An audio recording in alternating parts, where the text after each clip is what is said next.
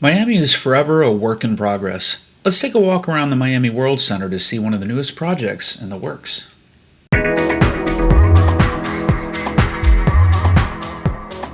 So what is the Miami Worldcenter? If you visit the project's main website, you find the following vague description of their goals. Miami Worldcenter is a world-class urban destination that brings a new energy to the city of Miami. With a compelling and unique blend of exceptional entertainment, retail, residential, and commercial offerings set among a pedestrian-friendly environment and green spaces, Miami Worldcenter is the diverse and dynamic heart of the city. And where is this heart of the city? About a mile north of the heart of the city. It's actually a very large parcel taking up about 7 city blocks just west of the FTX Arena on the bay. Here's my best guess at the current perimeter of the total property after consulting several rough maps from the past decade. This Google Earth satellite view is already several years out of date with recent construction of the project, but we're going to walk the entire property today and show you the current state of things. As we go, I'll flash up these inset maps to show you where we are as we wander our way through the area.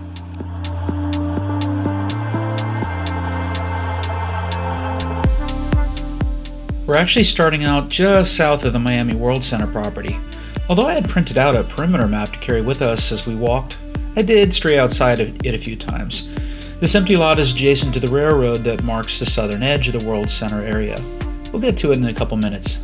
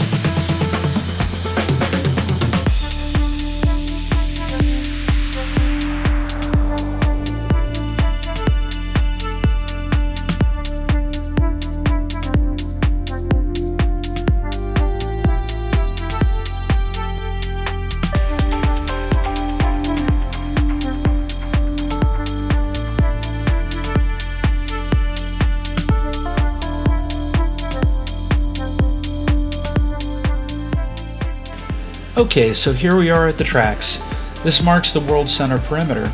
We're going to walk west along it. This actually cuts through the corner of the Titanic Miami Central station you see ahead of us. See my Miami Central video for a walk around of that beautiful colossus. One of the signature projects planned is the Marriott Marquis Miami Worldcenter Hotel and Expo Center. The designs have changed over the years, and they'll probably change some more before it's finally built. For now, it's just a giant vacant lot and this small, empty commercial building. Surprisingly, it's still advertising retail space available.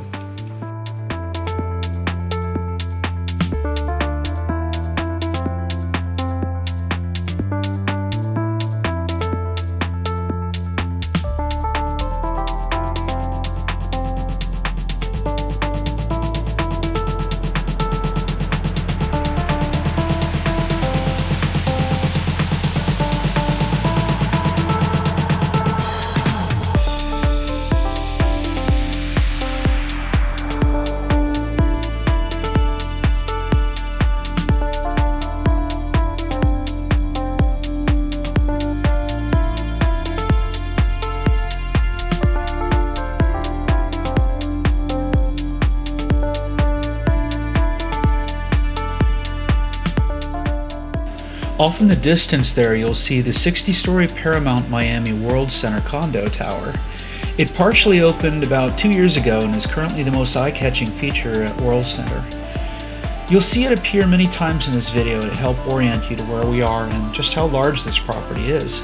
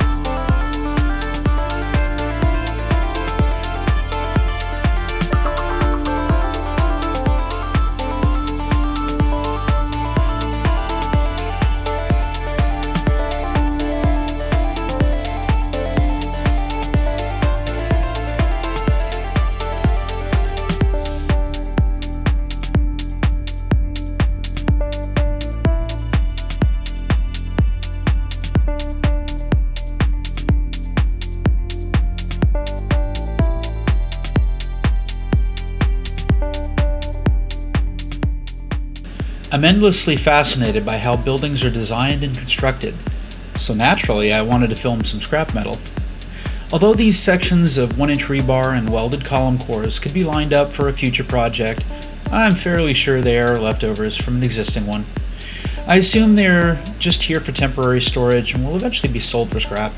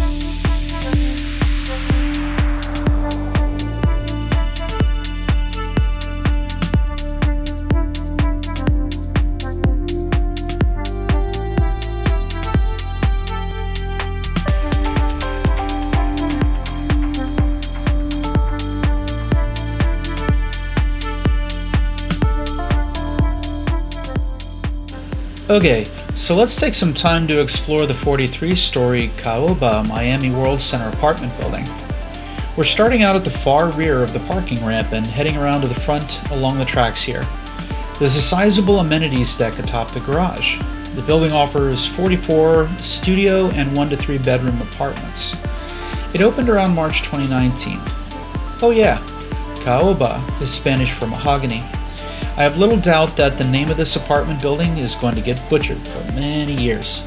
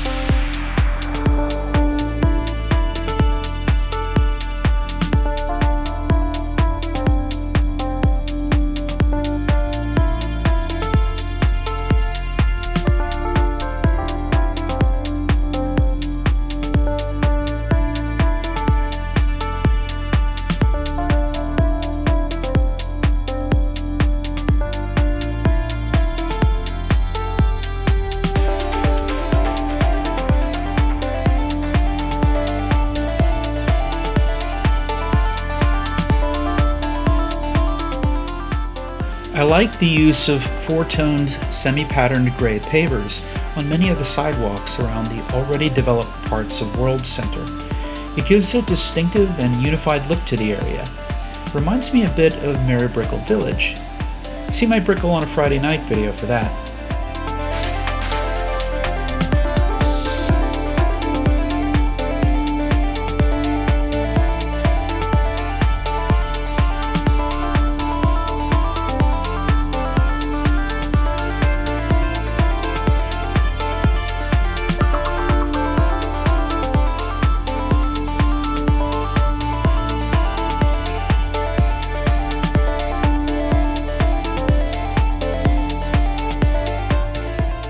Kira and I have visited this beautiful fountain-strewn plaza several times now, usually at night. We almost never see anybody taking advantage of this space adjacent to Caoba yet. I love the large turquoise-colored stones they've placed at the water's edge in several places. They might be some form of quartz, I'm not sure. But they're large enough to lay on a summer night and look up at the sky and the buildings around. As you'll see, this plaza is also right in front of some retail shops here on the first floor. I think this section of Caoba behind the tallest portion of the building is set aside as commercial space all the way up to the amenities deck.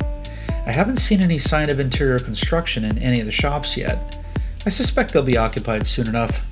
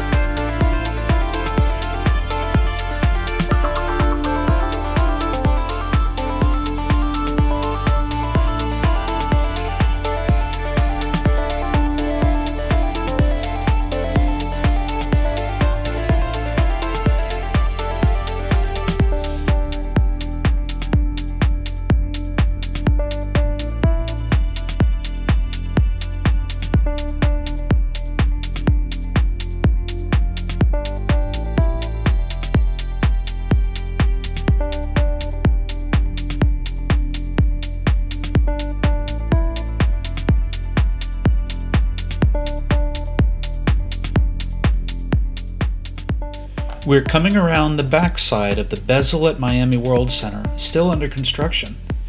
The front sports a 43-story apartment building that looks nearly finished.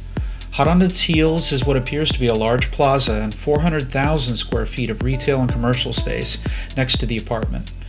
I'm looking forward to seeing what it all looks like when it's finally completed. Those of you familiar with the area might recognize Miami's Freedom Tower. It was originally constructed in 1925 as the headquarters for the Miami News newspaper. In the 1960s, it was converted into a federal facility to process and document refugees from the Cuban Revolution and provide medical and dental services for them. It's changed hands a few more times over the years and was eventually donated to Miami-Dade College.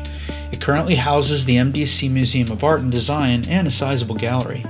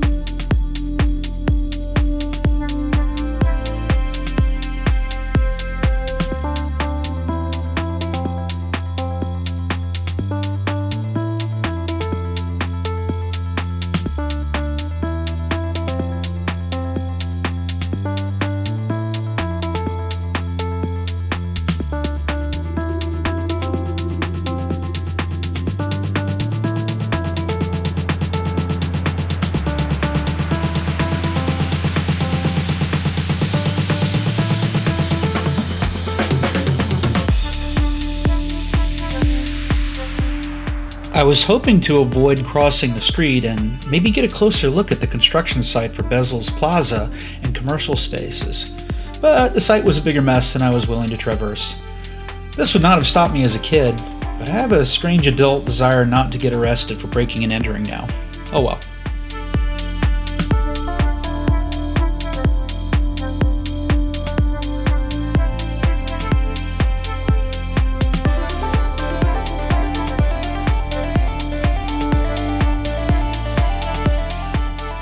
That's the FTX Arena, home of the Miami Heat basketball team.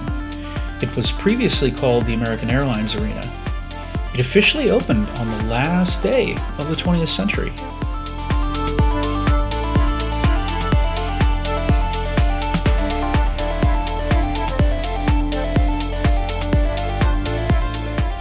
You've probably noticed the Metromover lines running overhead along many of Worldcenter's properties.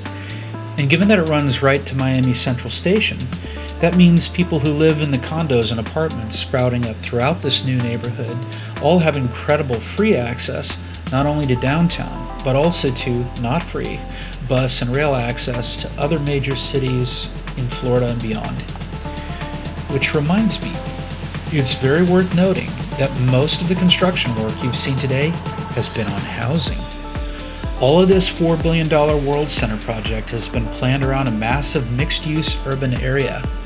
But you could be forgiven for noticing that it's currently almost all apartments and condos. Will the giant hotel and expo center get built? Just this past Thursday, the Miami Herald reported that the site was actually sold off on account of massive reductions in-person meetings and conventions.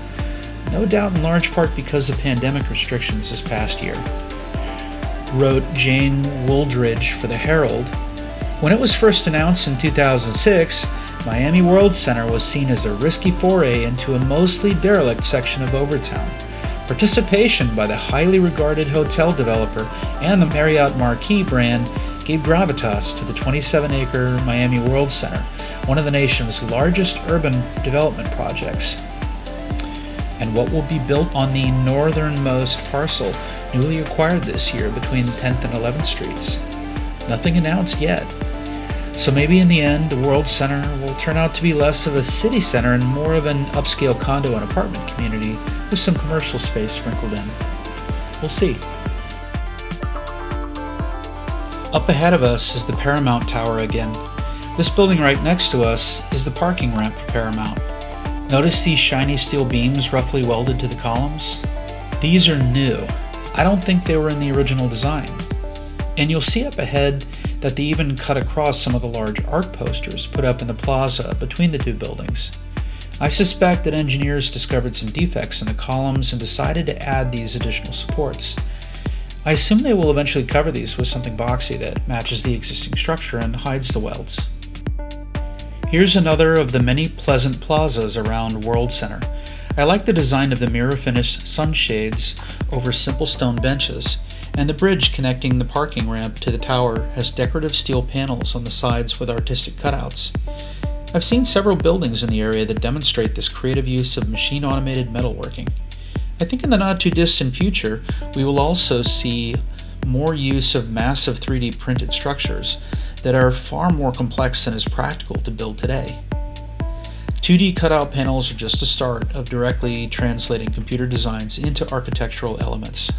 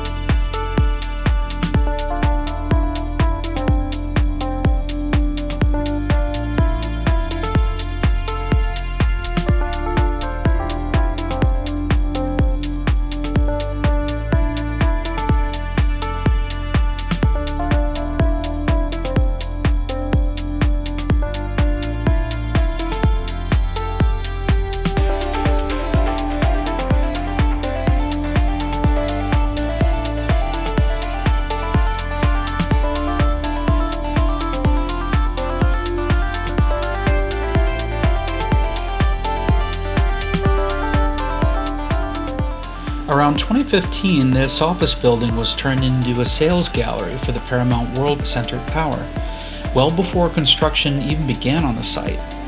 My understanding is that over 90% of Paramount has already been bought up or rented out. At this point, this building may be mostly eye candy waiting to be demolished or repurposed.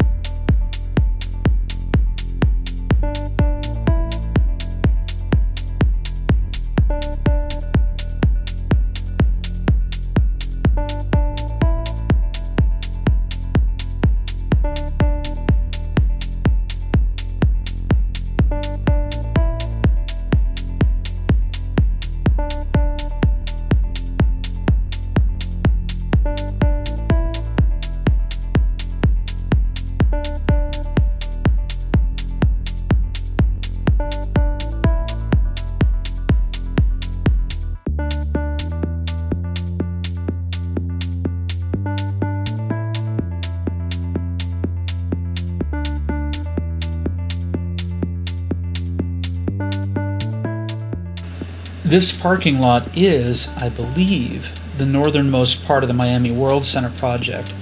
I don't think they own the parking lot across the street that abuts the MacArthur Causeway that connects Miami with the city of Miami Beach, but I assume that they would like to acquire it too.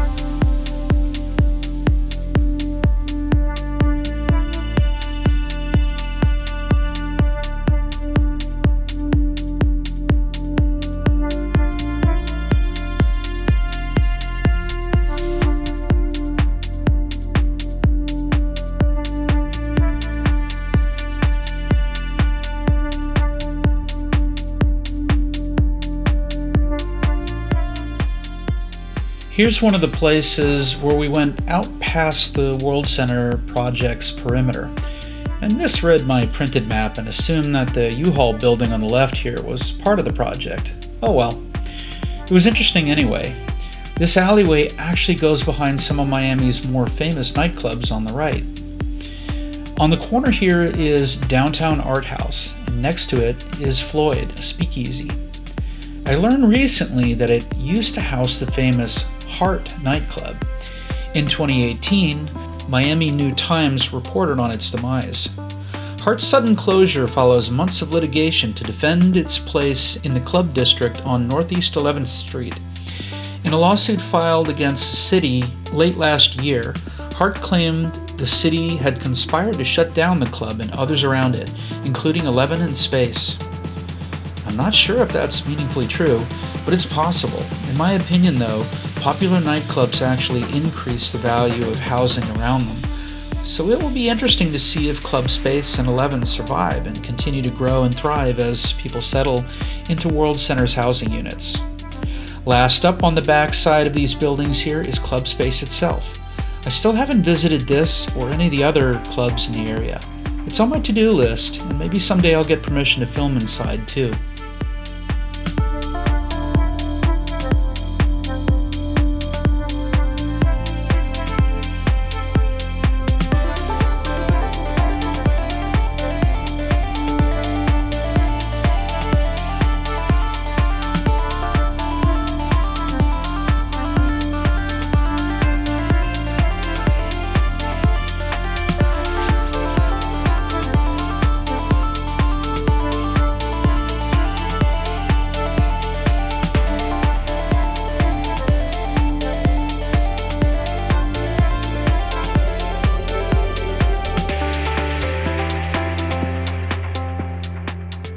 Here's one reason I'm a little skeptical that the city is trying to get Miami's popular nightclubs closed. I assume it's not a coincidence that the 11 hotel and residences Miami Tower that's being built across the street there is related to the 11 Club in branding and financially. That's not part of Miami Worldcenter, but I suspect it will do fairly well no less. It's planned to be 65 stories tall with a rooftop restaurant, bar, and pool. Construction is supposed to begin later this summer. Sorry for the sudden cut here. I took another wrong turn and went down a non-Worldcenter street. I removed that needless loop and continued on across the street after coming back.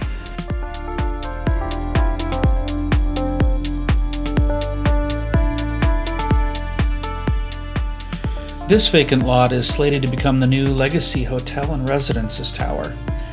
Just last Thursday, The Next Miami reported that it will include 220 hotel room keys along with 240 condo hotel units. And Legacy's condo units are now 100% sold out, and the project is about to break ground, according to the developer.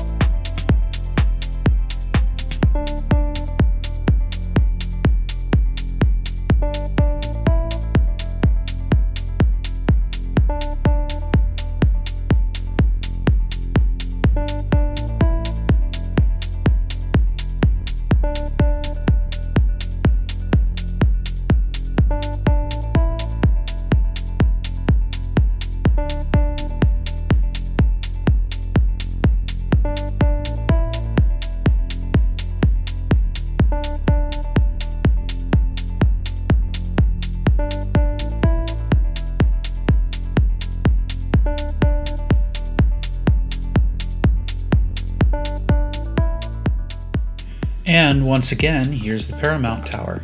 It's a beautiful work of architecture for the city. I'm hoping to get a tour of it soon. I look forward to showing you what I discover.